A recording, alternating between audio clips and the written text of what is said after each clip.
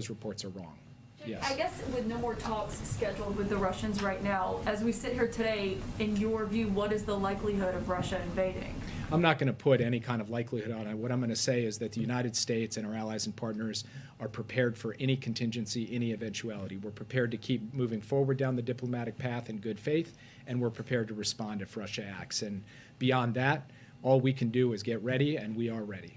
Are they making the case, though, to invade, you believe?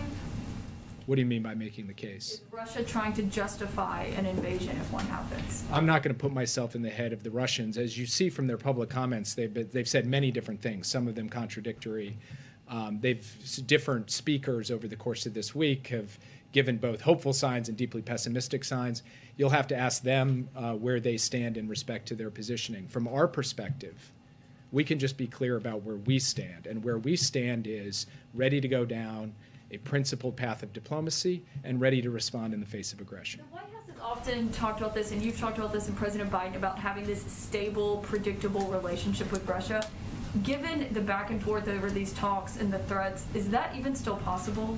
We believe that diplomacy and diplomatic understandings that can be reached between the United States, our European allies and partners, and Russia can contribute to stability in Europe, that it is possible to make progress on things like missiles and exercises, as we just discussed, that ultimately we can get updates to some of the underlying issues related to transparency and deconfliction, that we can get to risk reduction and conflict management so that the overall security situation in Europe is more stable. That is certainly viable if Russia is prepared to engage in a good faith way. If they're not, and they choose to further invade Ukraine, then they are going to deal with the costs and consequences that the United States and our allies and partners will impose. Yeah.